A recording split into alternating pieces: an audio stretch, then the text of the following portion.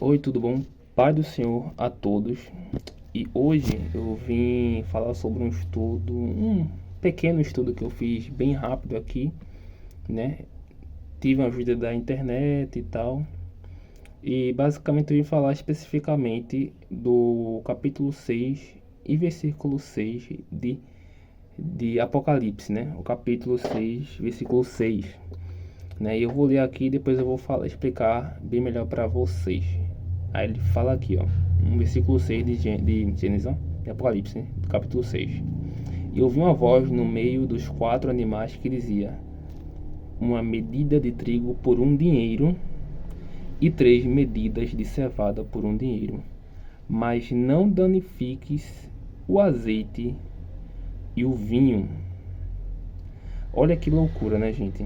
Né? A gente fica meio sem entender por que na visão de João, na verdade não foi uma visão, a gente sabe muito bem que não foi apenas uma visão, né? Foi realmente verdade o que aconteceu, né? Para quem é cristão de verdade sabe que isso foi verdade, né? Ele foi para o céu e viu ali os quatro animais, né? Que foram os quatro cavalos, né? E em cima dos quatro cavalos tinham os quatro cavaleiros, cada um com uma predeterminação do que iria acontecer no futuro, né? E que vem acontecendo cada vez mais. E basicamente o que está acontecendo é o seguinte, né? Não é tipo assim, daqui a alguns anos, não. Estamos falando de uma geração, é um tempo, né? Igual que teve lá na visão no sonho de Nabucodonosor e que foi revelado, né? E tem ali todos os tempos e no final tinha lá os tempos desse final. Não é tipo, em 5 anos, não.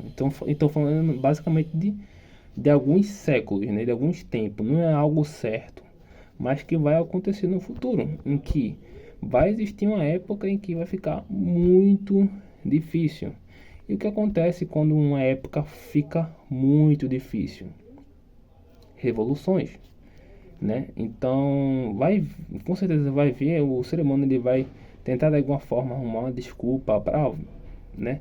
Vai sempre engrandecer a dificuldade. É porque acontece, o próprio ser humano, ele acaba sim criando suas próprias dificuldades, porque está explicado na Bíblia do que se queixa o homem, do que vocês estão se queixando, dos seus próprios pecados. Então, o ser humano cria suas próprias dificuldades. Aí depois que eles criam suas próprias dificuldades, né? Umas são verdades e outras, na grande maioria, não são. Eles vão lá, apresentam essa dificuldade para as pessoas. Temos isso aqui. Eles ficam repetindo, repetindo, repetindo. Isso aqui não é teoria não, gente. É o que realmente acontece. Repetindo, seja em televisão, jornal, rede social, tudo que for de mídia, né? Eles ficam repetindo todo santo dia a mesma coisa. Quando eles querem fazer algo, eles fazem isso. Primeiro eles criam, depois eles apresentam. Aí depois que eles aprendem, vê que a galera realmente vê que isso é um problema de verdade. Isso aqui é um problema, temos que resolver.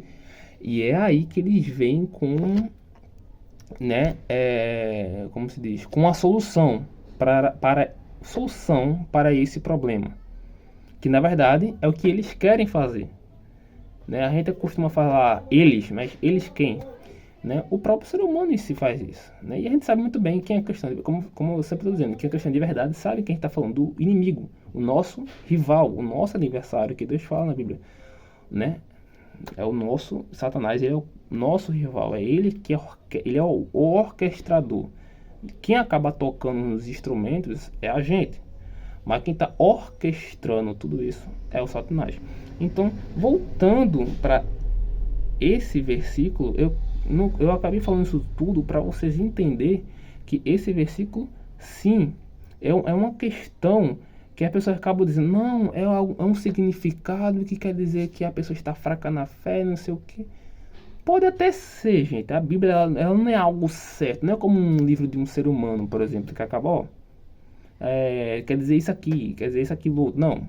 A Bíblia pode sim ter várias interpretações. Pode dizer, Deus criou a Bíblia, por isso que a Bíblia ela é algo diferente. Primeiro, que ela acabou sobrevivendo há mais de 2000 anos, tá ligado? Ela acabou muito mais que 2000 anos. A Bíblia tem sido criada por vários e vários anos. Demorou aí cerca de acho que mais de 1000 anos para ela ser criada, né? Não só isso, mas também pelo fato dela ter tipo vários tipos de interpretações para todos os âmbitos da nossa vida. E é por isso que todo mundo diz que a Bíblia ela é algo para todas as gerações, para todas.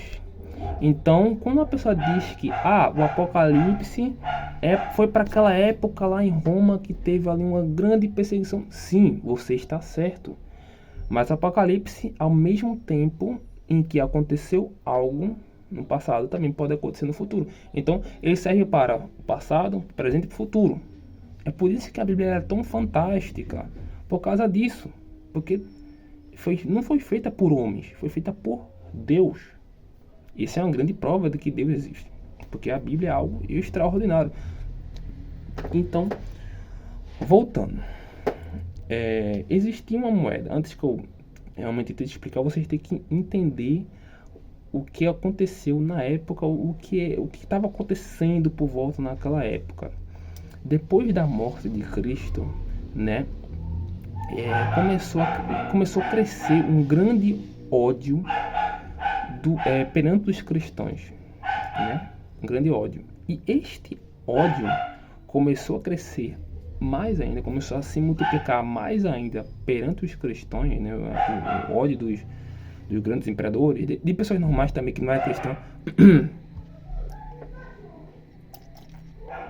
e pessoas que não eram cristãs contra os cristãos, depois do incêndio de Roma, que durou cerca de entre 6 a 10 dias, mais ou menos, eu não estou lembrado agora. Um incêndio que basicamente destruiu a cidade inteira. Aí teve um contexto histórico em que eles culparam aí os cristãos e basicamente depois disso, cara, a perseguição dos cristãos não parou. Então a resposta para esse tempo foi isso aqui. Aí é que Deus teve todo o cuidado para que, sim, eu entendo que os meus filhos estão sendo perseguidos, mas a gente primeiro tem que entender que, ao mesmo tempo que existia, né, porque na época já existiam as igrejas, né, e falar das igrejas que existiam, que cada igreja tinha um anjo ali, um mensageiro, mas também existia em pessoas, né, que eram para ser exemplos dentro da igreja, não estavam sendo. Então ele tem que entender que sim, vocês estão passando por uma época muito difícil, mas também tinham muitos problemas nas igrejas em que Deus tinha que alertar essas igrejas. E que também o problema dessas igrejas que tinham é 100% igual ao que acontece hoje em dia. Cara, porque a gente hoje em dia temos muitas igrejas, muitas igrejas. Mas mesmo tendo muitas igrejas, não igual naquela época, os problemas ainda continuam na mesma quantidade, os problemas. Então, o contexto histórico diz que ele fala aqui, ó, uma medida de trigo por um dinheiro. Por que ele não falou denário? Que o denário era a moeda daquela época lá em Roma. Porque dinheiro é dinheiro. Pode ser dólar, pode ser real, pode ser denário, pode ser qualquer coisa. Dinheiro, por exemplo, existe uma moeda no jogo, que eu me esqueci o nome do jogo agora, em que o dinheiro era tampinha de garrafa. Tampinha de garrafa. Então o dinheiro pode ser qualquer coisa. Mas a economia pode ser tirada de qualquer contexto. Vocês estão entendendo? E eu fui pesquisar por trigo naquela época. Não? Hoje em dia, trigo, qualquer lugar encontra. Mas o trigo naquela época era basicamente algo muito necessário para a sobrevivência. Então, quando você pega algo que não era tão nutritivo e que de fato deveria ser bem barato, muito barato, porque estamos falando de comida, algo que é necessário, algo que é plantado em grandes quantidades, ainda mais naquela época, então deveria ser algo muito barato. Mas se a gente for botar a comparação do denário daquela época para de hoje, né, a gente vê que um denário era, não é cálculo 100% preciso, mas equivalesse a entre 40 a 60 reais. Fez só um denário. É como se hoje em dia o dólar equivale a 6, né? Quase 6. Mas é como se você pesquisar na internet um dólar, quanto equivale um dólar para real e tal. Aí tivesse lá, em vez de 6, estaria tipo 50 reais. É tipo isso. É um absurdo. Então, Naquela época, não só a perseguição, mas também estava tendo um grande caos na economia. Será que eu estou falando de qual época eu estou falando, né? Fica aí o contexto para vocês. Então, o que realmente, voltando, o que realmente quer dizer uma medida de trigo por um dinheiro? Então, você botando aí o contexto de tudo que eu falei, você vê que o trigo era uma comida que era necessária, era uma comida que era abundante e era uma comida que era muito barata e que ao mesmo tempo não era tão nutritiva assim para o povo. Então, eu fui pesquisar quanto é o salário daquela época. Então, basicamente, o salário daquela época era 1 denário por dia. Então você que era um trabalhador daquela época, ter que gastar todo o seu salário do dia em apenas em uma medida, porque ele fala uma medida. Então, uma medida era mais ou menos quase 3 quilos, né? Entre 2 a 3 quilos de trigo. Então, como que o trigo valia todo o meu salário do dia, velho? Uma medida de trigo. Cara, tava muito caro. Tava muito complicado. Então, tinha esse valor daquela época. Ele fala que depois, ó. Aí depois ele começa as comparações. E eu vou explicar por que as comparações e as luxúrias daquela época. Gente, totalmente igual. Eu tô falando a vocês que é por isso que eu falei que a Bíblia, ela não é uma coisa só, uma coisa única. Ela tem vários contextos cristãos, ok? E naquela época dizia aqui, e 3 medidas de cevada. Olha isso aqui, 3. A gente tá falando de algo que é necessário.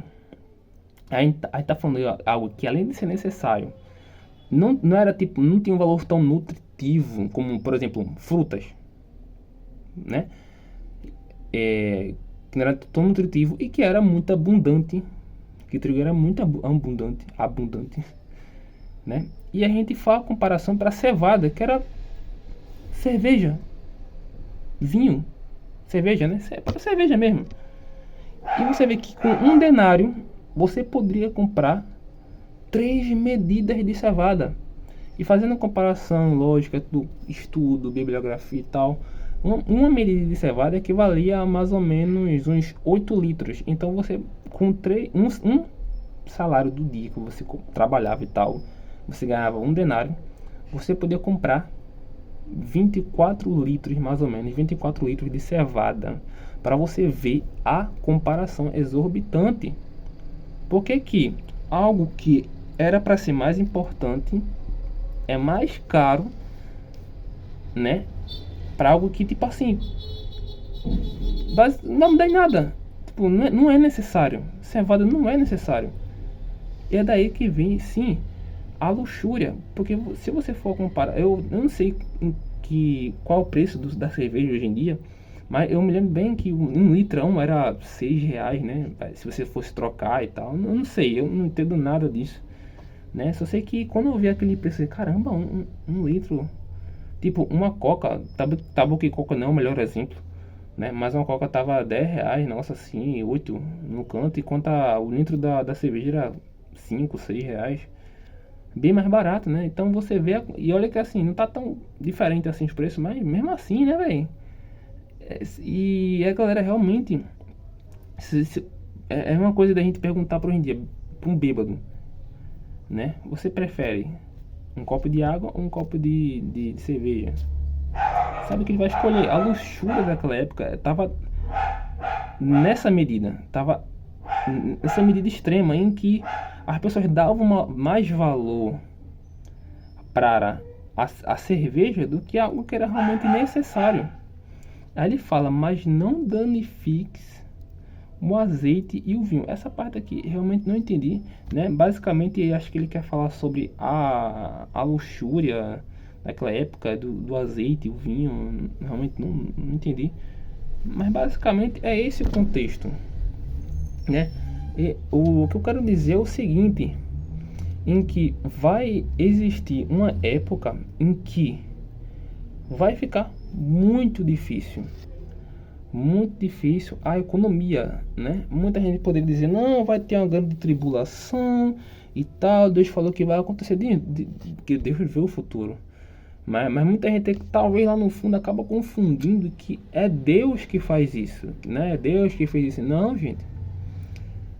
Porque, como eu falei, do que se queixa o homem, dos seus próprios pecados, tudo isso que vai acontecer é tudo um cálculo, né? Deus vê, tá entendendo? Mas é o resultado de tudo que a gente já passou. Essa grande tribulação que vai acontecer, né? Que a gente sabe muito bem, a gente já está tendo aí uma grande resposta de como que a gente não sabe exatamente como isso vai chegar, mas a gente sabe talvez como isso pode acontecer, né?